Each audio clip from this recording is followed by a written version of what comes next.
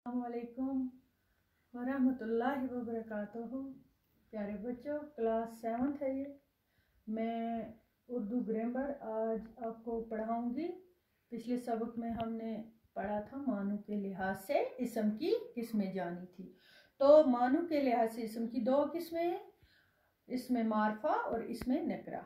तो उनकी तारीफ भी की थी। इसमें मारफा आपको पढ़ा उसमें, तो फिर से मैं बोलती हूँ। इसमें मारफा वो होता है जो किसी खास, इसे खास भी बोलते हैं, इसमें मारफा को इसमें खास भी कहते हैं। यानी किसी खास शख्स का नाम, किसी खास जगह का नाम या किसी खास चीज़ के नाम को जो जाहिर करे उसे इसमें मारफा कहते हैं। अब इसमें मारफा की किस्में जानेंगे हम कितनी। इसमें मारफा की हैं 4 किस्में। कितनी हैं? 4।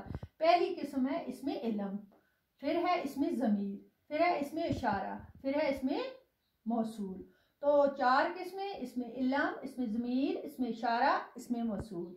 तो पहले हम देखेंगे इसमें इलम क्या होता है, तो ये जानेंगे हम। इसमें इलम वो इसम है जिससे किसी चीज़, जगह या शख्स के नाम समझा जाए। यानी किसी चीज़, जगह या शख्स का नाम समझा जाए उसे इसम इलम कहते हैं। यानी कश्मीर जगह का नाम है, हम बोलेंगे, समझा। हिंदुस्तान जगह का नाम है, औरंगजेब नाम है शख्स का, तो इसे कहते हैं इसम इलम।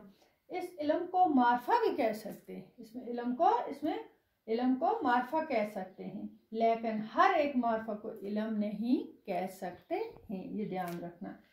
इस इलम को मारफा भी कह सकते हैं, लेकिन हर एक मारफा को इलम नहीं कह सकते हैं। ठीक है, ये समझ में आया हो।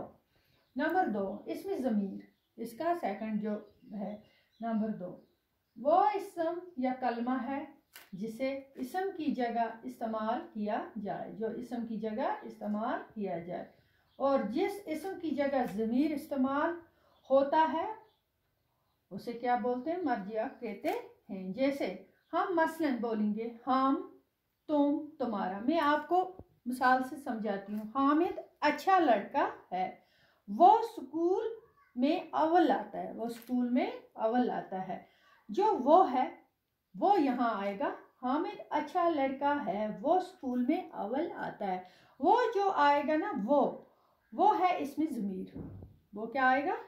हामिद, वो इसमें ज़मीर में अव्वल आता है। इसी तरह हम रोज़ाना स्कूल जाते हैं। इसी तरह आपको समझ में आ गया। जो हम है वो क्या आएगा? हम आएगा इसमें ज़मीर। इसी तरह इसमें हम, तुम, वो, तुम्हारा। ठीक है, कोई कहेगा तुम्हारा क्या नाम है, ये भी एक मिसाल है। तुम्हारा जो है वो है इसमें ज़मीर। इसमें हम, तुम, वो, तुम्हारा इस्तेमाल होता है, उसे इसमें ज़मीर कहते हैं। अब ज़मीर, इसमें ज़मीर आपको समझ में। नंबर 3, इसकी तीसरी जो है इसमें इशारा। देखो बच्चों, इशारा ऐसे मैं आपको समझाऊं पहले ही। जो किसी चीज़ की तरफ या कुछ भी हो उसकी तरफ इशारा किया जाए। मिसाल, हम टेबल पर किताब रखी है, मैं बोलूँगी वो किताब इधर दे दो। वो उसकी तरफ इशारा किया ना, वो किताब टेबल पर है, इधर दे दो। वो आदमी, वो देखो, वो लड़की, ये गुड़िया, इशारे की तरह, ये गुड़िया, साथ इशारा किया। इन मिसालों में वो, ये जो है, ये वो, ये है इसम इशारा। इसी को बोलते हैं इसम इशारा। वो है जो किसी चीज़ की तरफ इशारा किया जाए। मसलन इशारा करके हम बोलेंगे वो किताब टेबल पर है, वो किताब टेबल पर है। जो वो आ गया इधर, वो है इसमें इशारा। ठीक है, ये गुड़िया है, ये गुड़िया है, या ये किताब है, ये कलम है, ये कुर्सी है। जो ये है, ये आ गया इसमें इशारा।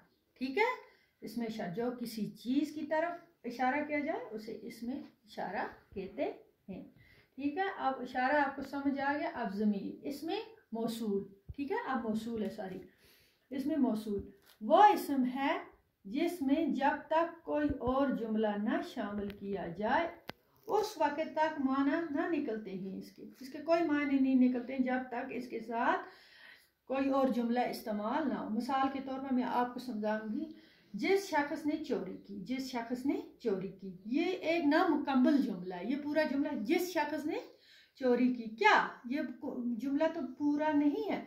यहाँ हम जिस इसम जो है ये मौसूल है, जिस आया मौसूल, मगर इस जुमले के साथ एक और जुमला जब तक हम ना लगाएंगे तब तक ये जुमला कंप्लीट नहीं है। जैसे हम बोलेंगे वो करीम बख्श का मामू है, तो जुमला इस तरह बन जाएगा, मगर जिस शख्स ने चोरी की वो करीम बख्श का मामू है। अब जुमला हो गया यहाँ कंप्लीट। वो करीम बख्श का मामू है, जिस शख्स ने चोरी की वो करीम बख्श का मामू है। यानी एक जुमले के साथ जब दूसरा जुमला पूरी तरह मिला है उसके नाम जाहिर करके तो ये बन जाता है इसमें मौसूल। यानी जिस शख्स ने चोरी की वो करीम बख्श का मामू है। यहाँ क्या है, वो करीम बख्श का मामू है, तो जुमला बन जाएगा, मगर यहाँ हमने कहा ना मौसूल, जिस जुमले के साथ एक और जुमला जब तक ना मिले तब तक मुकम्मल है। यहाँ जिस शख्स ने चोरी की, ये तो नामुकम्मल जुमला, जिस शख्स ने चोरी की। अब इसके साथ हमने मिलाया पूरा जुमला, दूसरा जुमला, जब तक दूसरा जुमला ना मिले तब तक ये जुमला मुकम्मल नहीं है। जिस शख्स ने चोरी की वो करीम बख्श का मामू है। अब ये जुमला पूरा हो गया।